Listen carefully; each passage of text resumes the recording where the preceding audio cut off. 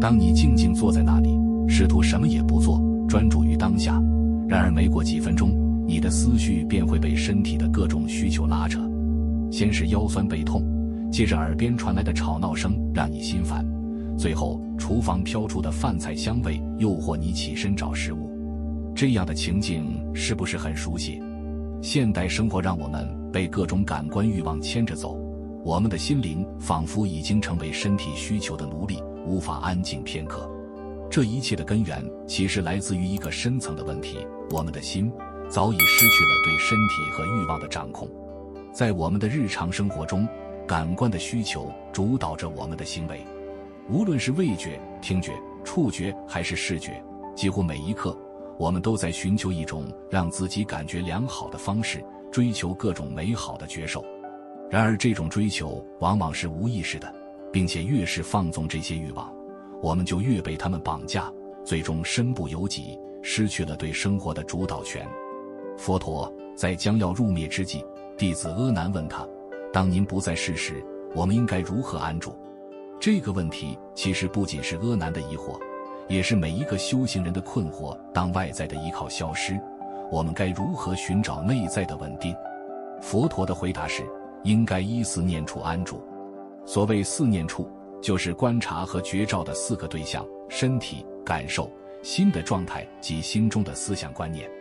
这四个对象涵盖了我们生命的全部经验，通过对他们的关照，我们能够看到事物的本质，进而摆脱感官的束缚。四念处不仅仅是一种佛教的修行方法，它同样可以应用于现代生活，甚至在瑜伽的练习中也蕴含着这样的智慧。瑜伽经中的八支功法中，感官收摄 pratyahara 和至心一处 dharana 与四念处的修行有异曲同工之妙。当我们在瑜伽垫上练习时，体位法 asana 所产生的身体觉受，往往能帮助我们觉察自身的欲望和习气。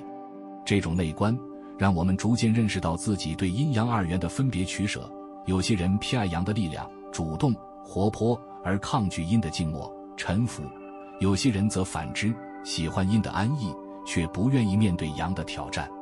这些偏好并非无关紧要，它们其实深刻影响着我们的心灵和身体，使我们陷入二元的对立中，难以达到真正的平衡。现代的瑜伽练习者往往只关注外在的姿势是否美观，是否能带来愉快的感受。他们贪恋那种肌肉伸展时的舒适，或是完成一个高难度动作时获得的满足感，却忽略了瑜伽真正的目的——身心的解脱。这样的练习非但不能带来自由，反而会让人变得更加被欲望所捆绑。就像有人执着于练出健美的身材，却在内心深处因为对外界认同的渴望而痛苦不已。这种执着其实是感官成瘾的一种表现，让我们在追求美好觉受的路上越走越远，反而失去了原本的自在。那么我们该如何摆脱这些感官成瘾，真正达到身心的解脱呢？这正是四念处修行的核心所在。透过对身体、感受、心和法的关照，我们逐渐认识到这些经验的本质，它们并不是真正的自我，而只是暂时的现象。佛教三法印中的诸行无常、诸法无我，正是提醒我们，不要将这些感官觉受视为永恒的或是属于自己的，而是要学会放下对他们的执着。当我们将四念处的关照运用到瑜伽的练习中，就能够更深入地体会到瑜伽的真正内涵。每一个体位法所带来的身体觉受，都可以成为我们关照的对象。例如，当你在一个伸展的动作中感到酸痛时，不仅仅是觉知这种疼痛，而是去观察自己对这种疼痛的反应是抗拒，还是执着于某种完美的姿态。这些反应正是我们内在欲望和习气的表现。感官成瘾，从某种角度来看，是人类天生的一部分。我们每个人都有一些内建的反应模式，对于某些食物、声音、气味或触感产生强烈的偏好。这些偏好往往来自我们过去的经验和习惯，甚至是潜藏于意识深处的业力种子。就像有些人一闻到甜食的香味，便无法自控地想要大吃一顿，这是一种身体的反应模式。而这些模式正是让我们陷入欲望轮回的根源。但是通过4年处的修行，我们可以开始打破这些反应模式。当你静坐关照自己的身体时，你会发现那些看似强烈的感官需求其实只是暂时的现象，并不必然需要被满足。例如，当你感到肚子饿时，试着不要立即去吃东西，而是静静地观察这种饥饿感，它从哪里来，它有多强烈。如果不去理会它，是否会随着时间的推移而减弱。通过这样的关照，我们逐渐学会不再被感官需求所牵引，而是能够自由地选择如何回应。这种自由不仅仅体现在对感官需求的控制上，还体现在我们对生活的态度上。许多人来到瑜伽垫上，期待着练出一副健美的身材，或是通过冥想找到内心的平静，但离开垫子后，回到日常生活中，却发现自己依然陷在各种欲望和恐惧中，无法摆脱对外界的依赖。如果我们的修行只停留在瑜伽垫上，那么这样的修行是无法真正改变我们的命运的。4念处的修行提醒我们，无论是在垫子上还是生活中，每一刻都是修行的机会。当我们能够真正觉察到每一个呼吸，每一个念头，并且不被他们所牵引时，我们便能够回到那个自然的平衡状态。瑜伽练习的真正目的，不仅仅是让我们拥有一个健康的身体，更是要让我们通过对身体的觉察来认识到心灵的空性本质。当我们在体位中感受到身体的冷热、松紧、收放，这些觉受正是我们内在的业力轮回意识的表现。这些觉受背后的回应模式，让我们看到自己对某些特定感受的痴迷。通过4念处的关照，渐渐的我们会意识到，感官的需求并不是不可控制的。感官收摄 pratyahara 这一概念，正是瑜伽8支功法中至关重要的一环，强调的是从外在的感官享受中收回注意力，转向内在的世界。这并不是说我们要压抑或忽视感官的需求，而是要学会不再被他们所控制，让心灵回归主导地位。在感官收摄的过程中，我们需要练习让自己对外界的刺激变得更加敏感，同时保持内在的宁静。这里有一个关键的转变，我们不再是为了满足感官而生活，而是学会在任何感受中保持平衡，不随感官需求而起伏。在日常生活中，这种练习可以表现在最简单的事物上。比如，当你感受到饥饿时，与其立即寻求食物，你可以静静观察饥饿的感觉，感受它的起伏和变化。这不仅帮助我们重新认识感官，还让我们能够在面对生活中的各种需求时找到一个平衡点。而这种内在的平衡，通过感官收摄之后，便自然而然地延伸到至心一处 Dara。 至心一处就是让心不再四处飘散，而是专注于一个对象。这可以是呼吸，一个咒语，甚至是一个简单的念头。这种专注并不仅仅是短暂的集中注意力，而是一种长时间保持内在平静的能力。当我们在瑜伽中练习体位法 Asana 时，至心一处可以帮助我们更好地感受每一个动作带来的身体反应。比如，在一个伸展的动作中，与其仅仅关注身体是否达到了理想的姿态，我们可以将注意力集中在每一个细微的感受上，体会身体各个部位的张力、松弛，甚至是呼吸与动作的协调。这种对身体的专注，最终会带来禅定 Dhyana， 一种深层次的心灵安定状态。禅定并不仅仅是一种静坐，它更多的是一种对内在世界的深刻观察和觉照。在禅定的状态下，我们的心不再为外界的刺激所扰动，也不再被内在的情绪、思绪所牵引，而是能够以一种超然的态度观察到心灵的真实面貌。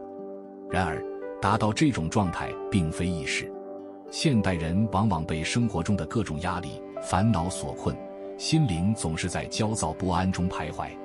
我们追求着各种美好的觉受，无论是来自于食物、娱乐、工作成就，还是他人的认可，但这些追求往往是短暂的，无法带来持久的满足。因此，我们在瑜伽练习和修行中，不应该只是追求那些外在的成就或感受，而是要学会如何真正的与自己相处，看到内在的需求和欲望，并学会放下。正如佛陀所教导的，四念处的修行让我们能够看清事物的真相，身体、感受、心和思想都不是真正的自我，它们不断的变化，无常且无我。当我们开始觉察这些变化时，便能够逐渐脱离对它们的执着，进入一种更加自由的状态。而这种自由不仅仅是心灵的解脱，也是身体的放松。在瑜伽的练习中，我们经常会强调身体的放松和伸展，但这种放松不仅仅是肌肉的松弛，更是心灵的放下。以一种开放的态度来面对每一个体位，每一个动作，无论它带来的是痛苦还是愉悦，我们都应该学会不再执着于这些感受，而是将它们视为生命的自然一部分。在这种状态下，无论是身体的疼痛，还是练习中的挫败感，都不再是一种负担，反而成为我们进一步深入修行的机会。四念处的修行，让我们能够在生活的每一个瞬间中保持对当下的觉知。当我们能够在日常生活中应用这些关照时，我们便能够真正做到瑜伽所说的身心合一，不再仅仅是追求某一种外在的结果，而是学会如何在当下与自己的身体、心灵和平共处。你可能会问，如果我的目标只是健身，为什么还要学这么深的心法呢？事实上，如果我们仅仅将瑜伽视为一种运动，那么我们永远无法体会到它真正的力量。瑜伽不仅仅是锻炼身体，它更是一种让我们重新认识自我、摆脱内在束缚的途径。当我们能够将四念处的关照带入瑜伽的练习中，便会发现，无论是在垫子上还是生活中，我们都能够活得更加自在，无需再被各种执念和欲望所困。当你真正掌握了这种修行的智慧，瑜伽的练习将不再是一种单纯的体能训练，而是一种让你通过身体、感受、心灵达到内在平衡的方式。这种平衡将让你能够更加从容地面对生活中的挑战，不再被外界的成败所左右，也不再被内心的恐惧和焦虑所束缚。如果你愿意每天花一点时间，无论是通过静坐，还是在瑜伽中关照自己的身受心法，你会发现，随着时间的推移，生命中的许多困扰和执着将逐渐消退。你不再执着于身体的某种状态，也不再被外界的评价所困扰，而是能够真正体会到心灵的自由。这种自由并非是追求某种理想的结果，而是来自于对当下的全然接受与觉知。无需追求极乐世界，因为当下的每一刻便是我们自己的净土。只要我们能够真正觉知并且善待自己的身心，生活中的每一个瞬间便都可以成为修行的契机。四念处的瑜伽正是引领我们走向这种内在自由的法船，帮助我们回归本初的平静与智慧。此时此地，照顾好当下，你将发现心灵的平静与自由其实早已在你身边等待着你去发现。感谢大家静心观看这段视频，希望你能从中获得平静和启发。请点赞、订阅我们的频道，并开启小铃铛，这样你就不会错过我们的更新了。